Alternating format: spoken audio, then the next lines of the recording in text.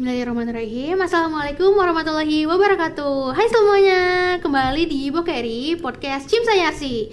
Oke, kali ini kita bakalan collab dengan salah satu standing committee Cimsa, yaitu Skori, dimana Bokeri X SGP level 1. Oke, hari ini kita bakal ngobrolin tentang acara yang baru aja kita gelar kemarin, yang dimana itu mengangkat tema tentang pengolahan data dan pengumpulan data secara efektif. Dan itu sangat berguna banget untuk teman-teman mahasiswa yang sedang nyusun skripsi ataupun teman-teman yang ingin mengikuti lomba. Bener nggak? Betul banget sih. Oke, kali ini kita mengundang dua narasumber keren yang kemarin sempat ikut di rangkaian acara kita. Itu ada salah satunya adalah mahasiswa lagi nyusun skripsi dan member Skori Batch 2024. Oke, mari kita kenal sama narasumber kita. Halo Kak Hafiz dan Cinta. Halo. Hai. Halo. Oke, gimana nih kabarnya? Kalau dari aku sih alhamdulillah baik ya untuk hari ini. Alhamdulillah. Kalau Cinta gimana? Kalau aku juga hari ini alhamdulillah baik banget. Oke, senang banget nih kita bisa bertemu dengan kalian di Pokari kali ini. Sebelumnya kalian kan udah ikutin acara kita kemarin ya, Skori Girls Public Level 1. Aku mau tanya dulu nih, kesan pesan Kak Hafiz sama Cinta di acara kita kemarin kayak gimana? Kalau dari aku sih ya kesannya tuh menarik banget ya karena acara kemarin tuh sangat relate banget sama apa yang aku lagi kerjain karena aku kerjain skripsi nih. Jadi yang dibahas dari materi kemarin tuh kayak metode-metode, variabel-variabel itu sangat relate banget. Jadi sangat membantu banget lah untuk skripsi aku gitu. Jadi mempermudah gitu sebenarnya. Oke, kalau dari 1 sampai 10 seberapa membantu sih itu? 10 lah. Karena Wah, membantu banget iya, berarti bantu ya? banget, bantu Oke, banget. alhamdulillah. Kalau menurut Cinta gimana nih? Kan Cinta belum nyusun skripsi. Nah, itu menurut Cinta gimana? Kalau aku untuk mahasiswa semester 3 ya, aku benar-benar awam banget tentang penelitian. Jadi seminar ini benar-benar membuka wawasanku banget sih. Oke, jadi sangat membantu ya acara ini. Iya. Oke, alhamdulillah. Terus kalau misalnya dari narasumber nih, menurut Kak Hafiz sama Cinta, narasumbernya menyampaikan materinya seperti apa sih? wah menurut aku menarik banget ya kakaknya yang nyampeinnya. Terus juga kakaknya juga sering-sering berinteraksi sama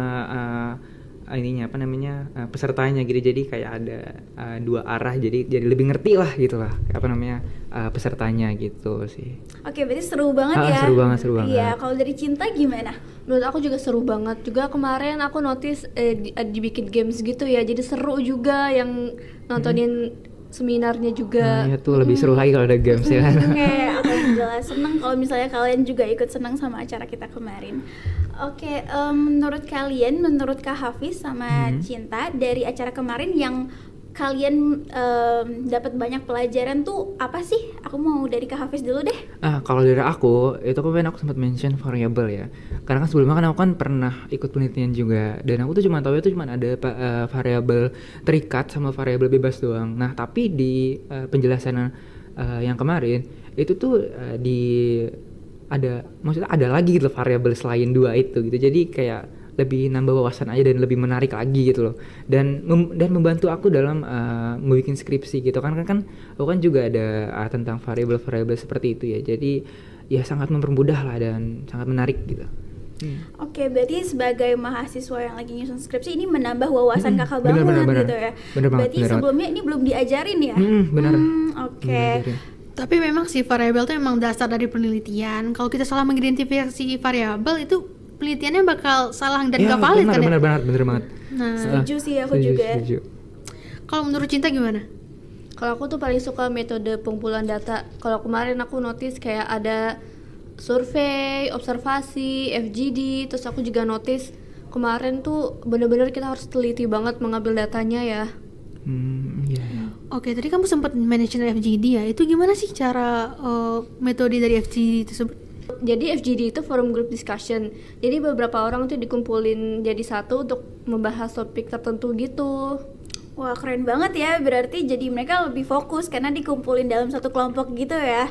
Terus juga sama-sama bisa berinteraksi dan ngasih ide masing-masing karena juga pastinya bakal berdiskusi kan.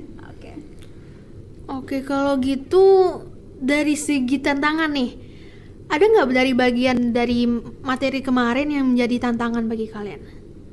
Kalau menurut aku itu tentang pembiasan dalam penelitian ya, karena kan bias itu kan eh, kayak pengganggu dari faktor-faktor yang luar gitu kan masuk ke penelitian kita. Jadi itu tuh bisa apa namanya merubah hasil penelitian kita. Jadi itu sangat harus diperhatikan lah karena ya kalau misalnya bias itu sampai terlalu banyak, jadi ntar penelitian kita tuh nggak nggak sesuai target dan nggak apa namanya ya nggak sesuai yang kita pengen lah. Jadi ya bakal kemana-mana gitu. Jadi kita harus memperhatikan itu dan harus diijaz atau diatur lah gitu lah pembiasan itu gitu sih. Berarti ini penting banget ya, penting Kak banget Eza. benar-benar. Kalau misalnya cinta, menurut kamu kayak gimana? Kalau aku tantangannya sih di realitas dan validitas data ya, karena takut yang metode yang kita ambil itu ternyata udah salah. Terus aku juga udah belajar ternyata kita ngambil data itu harus hati-hati ya gitu. Oke, bener banget sih sebenarnya untuk memastikan data yang harus valid itu reliable memang nggak mudah. Tapi itu jadi kunci penelitian untuk yang lebih berkualitas gitu loh. Sekarang kita coba bahas lebih jauh lagi. Metode apa yang paling relevan untuk mahasiswa kedokteran seperti kita? Kalau menurut aku sih metode observasi ya, karena kan kita kan sebagai anak kedokteran kita harus ngelihat nih apa namanya pasien kita gitu gimana gitu ya. Jadi kita sebagai mahasiswa yang lagi nyusun skripsi itu lebih relate lah kita pakai metode observasi ini, kayak langsung terjun ke lapangan gitu. Jadi kita bisa lihat langsung keadaan dari target kita gitu sih menurut aku. Betul sih, kayaknya juga bakal seru sih ya kalau misalnya kita benar, observasi langsung gitu ya. Kalau Cinta, gimana sih menurut kamu? Kalau aku survei sih, kita kan memang perlu banget data gitu ya. Jadi kayak contohnya sikap orang, kebiasaan orang.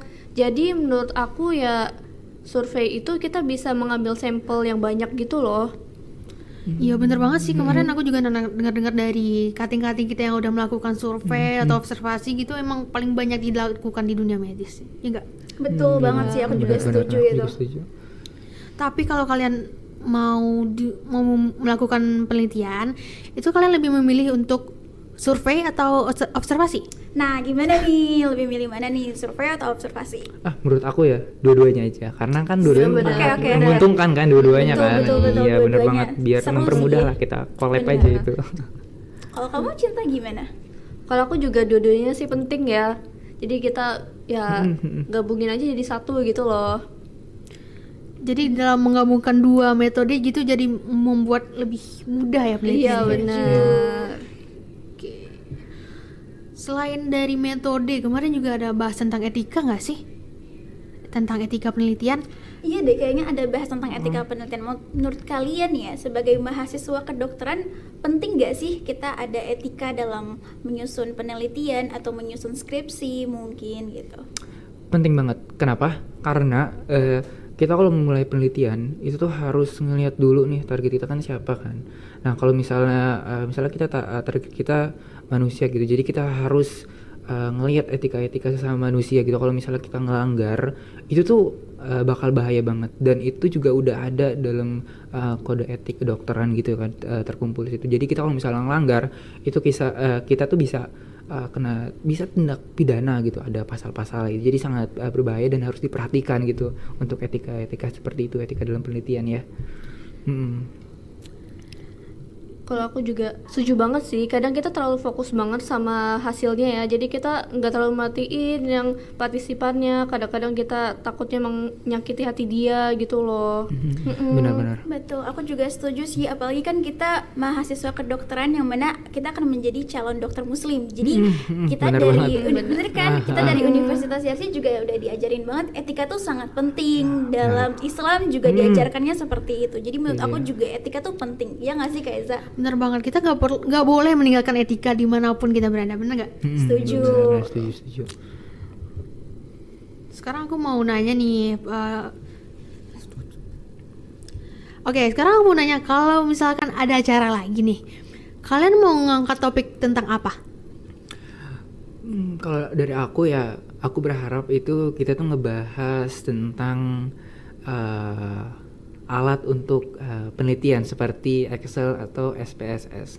sebenarnya aku juga belum mendalami dua hal itu, tapi aku sempat baca-baca ya sedikit tentang perbedaan dari Excel dan SPSS. Itu sebenarnya tuh sama tapi beda gitu loh. Jadi ada perbedaannya, dan itu aku penasaran untuk mendalami biar kalau itu bisa bantu aku gitu loh. Siapa tahu dua-duanya bisa kepake dan bisa ngebantu aku gitu loh.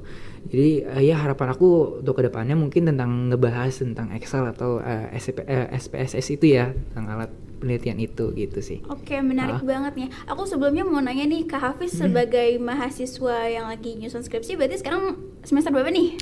Aku semester 5. Oke, semester 5. Berarti sebelumnya belum diajarin nih ya tentang Iya, SPSS sama Excel gitu ya? Belum.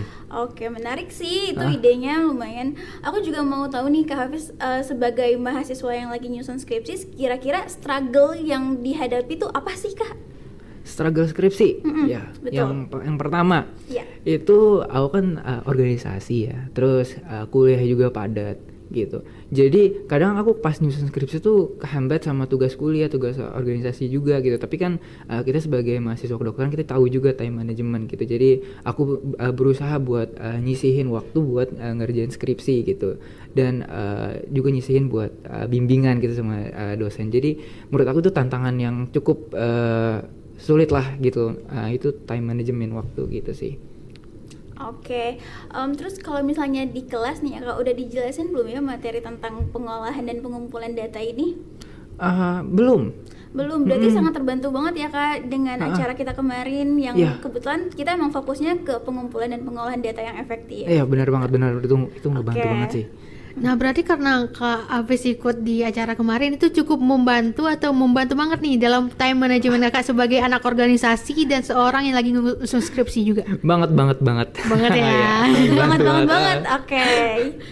Kalau Cinta, gimana nih kamu sebagai member Skori dan juga mahasiswa semester 3? Menurut kamu kayak gimana sih?